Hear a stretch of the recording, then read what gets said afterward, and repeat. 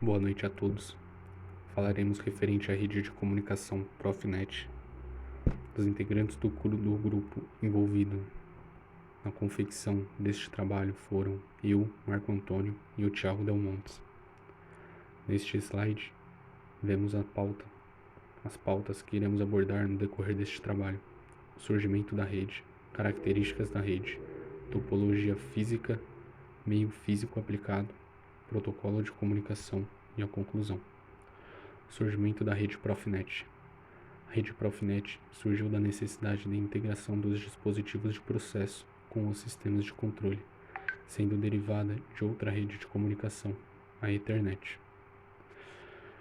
Integração dos elementos, como elemento sensor, válvulas e atuadores, com os dispositivos de controle. Neste slide, vemos um exemplo desta integração. Como na lateral esquerda da imagem, nós temos um encoder, um sensor e um gateway de integração de sensores, e na lateral direita temos o controlador S7-1500. Como dito anteriormente, este protocolo de comunicação deriva de outra rede, a Ethernet. Deste modo, a característica que diferencia a rede Ethernet, Modbus e Profinet é a velocidade de transmissão de dados e a topologia. Tendo um Modbus 115,2 kB por segundo, Ethernet 10 MB por segundo e a Profinet 100 MB por segundo. Lembrando que, enquanto a topologia de rede do protocolo Modbus permite somente as ligações em estrela e hierárquica, o protocolo Profinet permite as ligações em estrela, árvore e anel, além da topologia linear, a mais comum em redes industriais. Topologia em anel. Esta topologia é tanto física quanto lógica, distinguindo-se pelo modo de que os pacotes são transmitidos sequencialmente, nó por nó, tendo uma ordem pré-definida.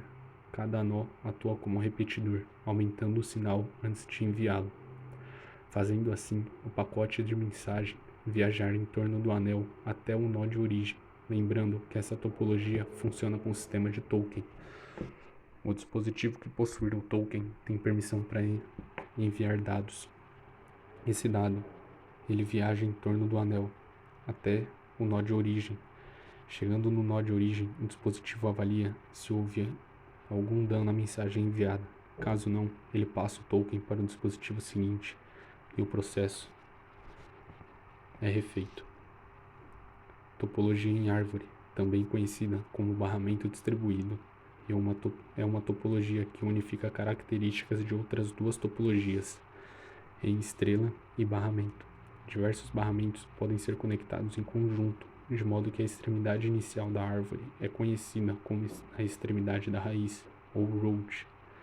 Esta topologia é de fácil expansão da rede, adicionando-se ramos às suas extremidades. Topologia em estrela é uma topologia física em que vários nós são conectados a um componente central, um roteador, por exemplo. O centro de uma ligação tipo estrela é um ponto comum para os nós, de modo que há uma única conexão a um roteador. Esta rede possui topologia flexível, de modo que é permitido utilizar diversos tipos de cabos como meio físico, como o cabo coaxial. Como na imagem, nós conseguimos ver os itens que compõem o cabo coaxial, como o condutor, o isolador, a blindagem, conhecida como shield, e a capa. O cabo de par trançado, o cabo de fibra ótica. Não se limitando a conexões físicas, este protocolo de comunicação permite conexões sem fio, como WLAN e Bluetooth. O protocolo de comunicação utilizado pela rede Profinet está em conformidade com o padrão Ethernet IEEE 802.3 na IEC 61158 e IEC 61784. A seguir, apresentamos o protocolo de comunicação da rede Profinet. Esta imagem ilustra o protocolo de comunicação, tendo o preâmbulo, que é a sequência de 1s e 0s alternados, com 7 bytes, que possuem como finalidade informar as estações receptoras que um frame está começando. Em sequência, temos o SOF, que é o delimitador de início de frame. É um campo de 1 byte, terminado com 2 bits 1. usados para sincronizar a parte de recepção dos frames entre as diferentes estações receptoras. Temos o MAC de destino e o MAC de origem. Temos o tamanho, campo de 2 bytes, que indica o tamanho do campo de dados. Existe a necessidade deste campo, pois não há um delimitador de final de frame para indicar seu término. Temos o campo de dados, que contém os dados a serem transmitidos para as camadas superiores do receptor. Este campo deve possuir no mínimo 64 bytes e no máximo 1500 bytes. Em sequência, temos o campo prem, que é de preenchimento. Se os dados do frame não possuírem tamanho suficiente para preencher o tamanho mínimo de 64 bytes, bytes de preenchimento são inseridos.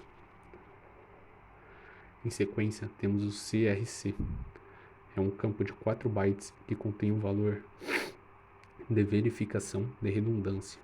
Este campo é criado pelo transmissor e recalculado pelo dispositivo receptor para verificar se o frame sofreu algum tipo de dano durante a transmissão.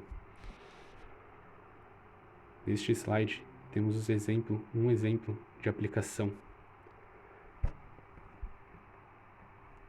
Possuímos uma topologia de redundância em anel, de modo que ao estabelecer uma ligação tipo anel, é escolhido um dispositivo para ser o supervisor da redundância, conhecido como Redundancy Manager. No dispositivo supervisor, a comunicação entre suas portas conectadas ao anel é bloqueada, de forma que o caminho em que a informação flui é decidido por este dispositivo. Deste modo, temos uma topologia em linha.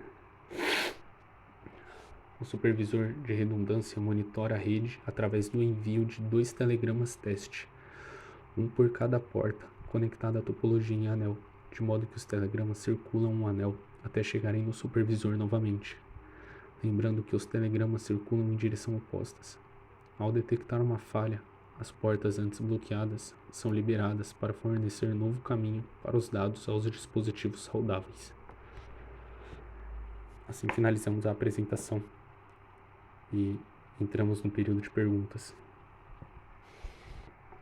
De todo modo, eu agradeço a todos pela atenção.